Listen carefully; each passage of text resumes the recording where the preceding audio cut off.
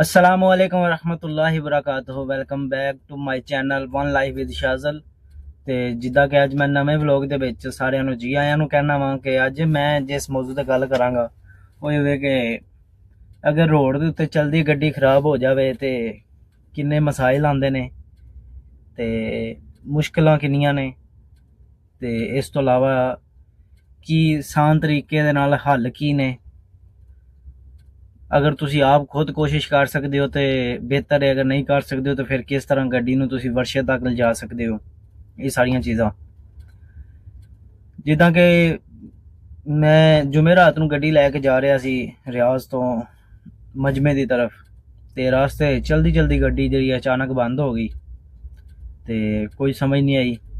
गड्डी मैं ये सी कि मैनूं थोड़ी जी पार्किंग मिल गई तो मैं फौरन गड्डी नूं थल्ले उतार के गड्डी बंद हो गई। मैं चेक करता रहा, मैं रबता वगैरह किया, पिछे किया, गुमारा चुकिया, सब कुछ करने तो बाद मैं ना सारिया चीज़ां वेखदियां रहा।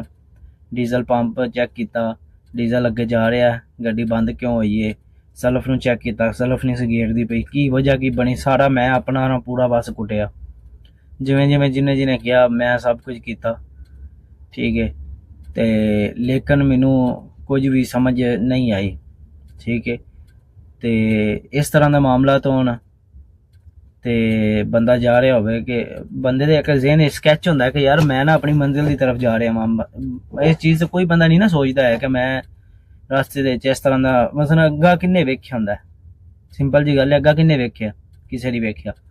इस तरह गड्डी खराब हो गई। सुबह का नाश्ता मैं क्योंकि सुबह फजर की नमाज़ पढ़ी तो नमाज़ पढ़ने तो बाद मैं फौरन निकल गया तो रास्ते में गड्डी खराब हो गई तो नाश्ता वगैरह करीबी होटल भी नहीं सन है तो नाश्ता वगैरह मैं लिया नहीं सी।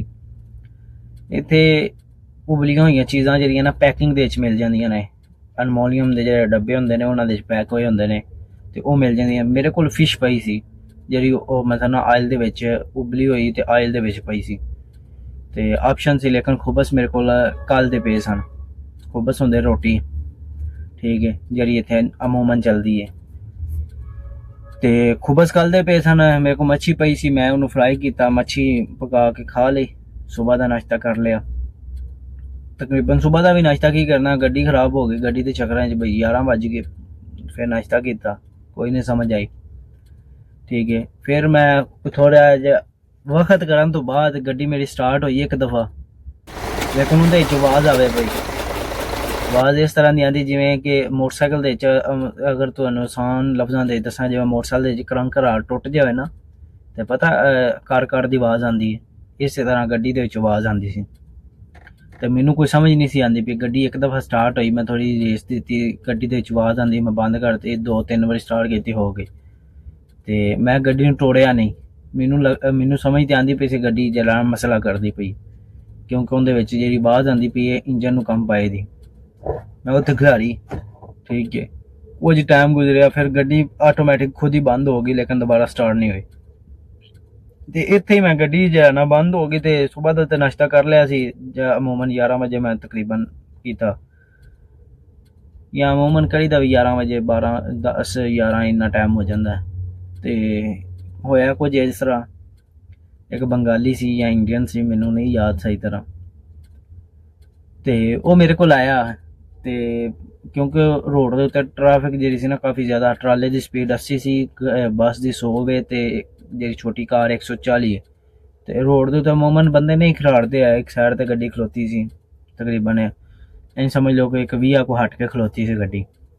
वो बंदा मेरे को आया तो मैनू कहता है बई रोटी खानी जे, आओ असी रोटी खान लगे हाँ, आओ साडे नाल रोटी खाओ। तो मैं क्या नहीं उस्ताद जी मेहरबानी, कहना नहीं साडी गड्डी खराब हुई है तो आओ तुसीं रोटी खाओ। मैं क्या मैं ना हजे होनी थोड़ी देर हुई खाधी है तो फिलहाल भुख नहीं मैनू है। तो इस तरह भी होंदा, अल्लाह दे बड़े नेक नेक बंदे भी होंदे ने। तो एक चीज़ है कि मज़हब जिहड़े होंदे ना, मज़हब रुकावटां नहीं पैदा करते, नो मैटर कि वो कौन सी हिंदू सी, ईसाई सी, सिख सी, मुसलमान सी, ये चीज़ मैंने नहीं रख दी है, लेकिन इंसानियत जी है ना वो उस बंदे च है सी, ठीक है। तो मैं फिर उनकी थोड़ी जी वीडियो बनाई। इस तरह मैं काफ़ी देर इंतज़ार करने तो बाद सुबह मेरी तकरीबन 8 बजे की गड्डी खराब हुई, तकरीबन रात के तकरीबन 6 बज गए ने। फिर असी एक वेंच नूं मंगवाया ना, ਵੈਂਚ ਕਹਿੰਦੇ ਨੇ ਜਿਹਦੇ ਉੱਤੇ ਗੱਡੀ ਅਸੀਂ ਲੋਡ ਕਰਨੀ ਹੁੰਦੀ ਹੈ, ਲੋਡ ਕਰਕੇ ਲਿਆਣੀ ਹੁੰਦੀ ਹੈ। ਠੀਕ ਹੈ, ਉਹ ਵੈਂਚ ਮੰਗਵਾਇਆ, ਵੈਂਚ ਦੇ ਉੱਤੇ ਗੱਡੀ ਲੋਡ ਕੀਤੀ ਤੇ ਤਕਰੀਬਨ 100 ਤੇ 150 ਦੇ ਅਰਾਊਂਡ ਅਬਾਊਟ ਆਉਂਦਾ ਕਿਲੋਮੀਟਰ ਸਫ਼ਰ ਬੰਦਾ ਸੀ, ਜਿਹੜੀ ਇੱਥੋਂ ਉਹਨੇ ਸਾਡੇ ਕੋਲ 700 ਰਿਆਲ ਕਿਰਾਇਆ ਲਿਆ। ਗੱਡੀ ਵਰਸ਼ੇ 'ਚ ਲੈ ਕੇ ਆਏ, ਰਾਤ ਹੋ ਗਈ। ਰਾਤ ਨੂੰ ਕਿਉਂਕਿ ਵਰਸ਼ਾ ਬੰਦ ਹੋ ਗਿਆ ਸੀ, ਤਕਰੀਬਨ ਆਉਂਦੇ ਆਉਂਦੇ ਉਹਨੂੰ ਵੀ 10 ਵੱਜ ਗਏ ਸਨ, ਤੇ ਵਰਸ਼ਾ ਬੰਦ ਹੋਣ ਦੀ ਵਜ੍ਹਾ ਤੋਂ ਗੱਡੀ ਆਪਣੇ ਘਰ ਲੈ ਗਿਆ। ਸੁਬਾਹ ਹੋਇਆ ਇਸ ਤਰ੍ਹਾਂ ਕਿ ਉਹਨੂੰ ਕਾਲ ਕਰਦੇ ਰਹੇ ਤੇ ਉਹਦਾ ਨੰਬਰ ਹੀ ਬੰਦ ਜਾ ਰਿਹਾ ਸੀ, ਤੇ ਕਾਫੀ ਦੇਰ ਇੰਤਜ਼ਾਰ ਕਰਨ ਤੋਂ ਬਾਅਦ ਉਹ ਭਈਏ ਦਾ ਨੰਬਰ ਆਨ ਕੀਤਾ 9 ਵਜੇ ਆਏ। ਫਿਰ ਗੱਡੀ ਵਰਸ਼ੀ 'ਚ ਲੈ ਗਏ, ਉਹਨਾਂ ਚੈੱਕ ਕੀਤੀ। ਚੈੱਕ ਕਰਨ ਤੋਂ ਬਾਅਦ ਉਹਨੇ ਕਿਹਾ ਕਿ ਤੁਹਾਡੀ ਗੱਡੀ ਦੇ ਵਿੱਚ ਨਾ ਇੱਕ ਡੀਜ਼ਲ ਪੰਪ ਹੁੰਦਾ, ਮੋਬਲੈਲ ਪੰਪ ਹੁੰਦਾ ਇੰਜਨ ਦੇ ਵਿੱਚ, ਜਿਹੜਾ ਮੋਬਲੈਲ ਨੂੰ ਸਪਲਾਈ ਦਿੰਦਾ, ਮਸਲਨ ਖਿੱਚ ਕੇ ਥੱਲੋਂ ਨਾ, ਕਿਉਂਕਿ ਉਹਦੀ ਬਾਡੀ ਦੇ ਥੱਲੇ ਹੁੰਦਾ ਮੋਬਲੈਲ, ਉਹਨੂੰ ਖਿੱਚ ਕੇ ਪੂਰੇ ਇੰਜਨ ਦੇ ਉੱਤੇ ਨਾ ਥਰੋ ਕਰਦਾ। ਉਹ ਪੰਪ ਜਾਮ ਹੋ ਗਿਆ, ਜਿਹਦੀ ਵਜ੍ਹਾ ਤੋਂ ਨਾ ਮਸਲਨ ਆਵਾਜ਼ ਦਿੰਦੀ ਪਈ, ਗੱਡੀ ਸਟਾਰਟ ਨਹੀਂ ਹੁੰਦੀ ਪਈ, ਤੇ ਮੁਨਕਰ ਨੇ ਕਿ ਇੰਜਨ ਦਾ ਕੰਮ ਹੋ ਗਿਆ ਹੈ। ਤੇ ਉਹ ਪੰਪ ਦੇ ਕੰਮ ਸੀ ਜ਼ਿਆਦਾ, ਕਿਉਂਕਿ ਇੰਜਨ ਖੁੱਲਣਾ ਹੈ, ਇੰਜਨ ਖੋਲ ਕੇ ਪੰਪ ਸਹੀ ਹੋਣਾ ਜਾਂ ਨਵਾਂ ਪੈਣਾ। ਉਹਦੀ ਵਜ੍ਹਾ ਤੋਂ ਸਾਨੂੰ ਕਾਫੀ ਜ਼ਿਆਦਾ ਮੁਸ਼ਕਲਾਂ ਦਾ ਸਾਹਮਣਾ ਕਰਨਾ ਪਿਆ, ਤੇ ਜਿੰਦੀ ਮਜ਼ਦੂਰੀ ਤਕਰੀਬਨ 4 ਤੋਂ 5 ਹਜ਼ਾਰ ਰਿਆਲ ਮੰਗੀ, ਤੇ ਸਮਾਨ ਅਸੀਂ ਖੁਦ ਲੈ ਕੇ ਆਉਣਾ ਸੀ। ਔਰ ਹੁਣ ਤਕਰੀਬਨ ਸਾਨੂੰ 15 ਤੋਂ 20 ਹਜ਼ਾਰ ਰਿਆਲ ਦੇ ਵਿੱਚ ਸਾਨੂੰ ਇੰਜਨ ਗੱਡੀ ਦਾ ਜਾਣਾ ਪੈ ਰਿਹਾ। ਹੁਣ ਸਮਝ ਨਹੀਂ ਸੀ ਆ ਰਹੀ ਕਿ ਕੀ ਕਰੀਏ, ਤੇ ਕੋਸ਼ਿਸ਼ ਇਹ ਕਰ ਰਹੇ ਹਾਂ ਕਿ ਤੁਸੀਂ ਵੀ ਸਾਰੇ ਦੁਆ ਕਰੋ ਸਾਨੂੰ ਕੋਈ ਗੱਡੀ ਮਿਲ ਜੇ ਪੁਰਾਣੀ, ਅਸੀਂ ਉਹਦਾ ਇੰਜਨ ਕੱਢ ਕੇ ਇਹਦੇ ਵਿੱਚ ਫਿੱਟ ਕਰ ਲਈਏ। ਠੀਕ ਹੈ, ਅਸੀਂ ਪੂਰੀ ਗੱਡੀ ਖਰੀਦ ਲਈਏ ਤੇ ਉਹਨੂੰ ਜਾਣਾ ਵਿੱਚੋਂ ਥੋੜਾ ਬਾਲਾ ਜੋ ਵੀ ਸਾਡੀ ਜ਼ਰੂਰਤ ਦਾ ਸਮਾਨ ਹੈ ਅਸੀਂ ਉਹਨੂੰ ਕੱਢ ਕੇ ਤੇ ਗੱਡੀ 'ਚ ਰੱਖ ਲਈਏ। ਤੇ ਇਸ ਤਰ੍ਹਾਂ ਮੁਸ਼ਕਲਾਂ ਆਉਂਦੀਆਂ ਨੇ, ਬੰਦੇ ਨੇ ਸੋਚਿਆ ਕੁਝ ਹੁੰਦਾ ਹੈ, ਕਰਨਾ ਕੁਝ ਹੁੰਦਾ ਹੈ, ਠੀਕ ਹੈ, ਹੋ ਕੁਝ ਜਾਂਦਾ। ਬਕਾਇਆ ਕੁਝ ਵੀ ਹੋ ਜਾਏ ਨਾ, ਅੱਲਾ ਤੇ ਤਵੱਕਲ, ਅੱਲਾ ਤੇ ਯਕੀਨ, ਠੀਕ ਹੈ, ਅੱਲਾ ਤੇ ਜਿਹੜਾ ਨਾ ਨਿਗਾਹ ਰੱਖਣੀ ਕਿ ਅੱਲਾ ਸਭ ਆਸਾਨੀਆਂ ਕਰੇਗਾ, ਜੋ ਹੁੰਦਾ ਅੱਛਾ ਹੁੰਦਾ ਹੈ। ਇਹ ਚੀਜ਼ ਜਿਹੜੀ ਹੈ ਨਾ, ਤਵੱਕਲ ਅੱਲਾ ਇਨਸਾਨ ਨੂੰ ਕਾਮਯਾਬ ਕਰਦੀ ਹੈ। ਤੇ ਮਸਲਨ ਇਸ ਤਰ੍ਹਾਂ ਹੈ ਕਿ ਮੈਂ ਅੱਗੇ ਮਸਲਨ ਮਾਮੂ ਦੀ ਚਿਹਰੇ ਦੇ ਉੱਤੇ ਸ਼ਿਕਨ ਵੇਖੀ ਦੀ ਹੁੰਦੀ ਸੀ ਕਿ ਉਹਨਾਂ ਨਾਲ ਥੋੜੀ ਪਰੇਸ਼ਾਨੀ ਜੀ ਰਹਿੰਦੀ ਹੁੰਦੀ ਸੀ, ਲੇਕਿਨ ਗੱਡੀ ਖਰਾਬ ਹੋਈ ਅਲਹਮਦੁਲਿਲਾ ਉਹਨਾਂ ਦੇ ਚਿਹਰੇ ਤੇ ਮੁਸਕਰਾਹਟ ਹੈ। ਇਹ ਨਹੀਂ ਹੈ ਕਿ ਉਹ ਪਰੇਸ਼ਾਨ ਨੇ, ਠੀਕ ਹੈ ਯਾਰ, ਮੁਸਕਰਾਹਟ ਇਹ ਨਹੀਂ ਹੈ ਕਿ ਗੱਡੀ ਖਰਾਬ ਹੋਈ, ਮੁਸਕਰਾਹਟ ਇਹ ਵੇ ਕਿ ਜੋ ਹੁੰਦਾ ਅੱਛਾ ਹੁੰਦਾ।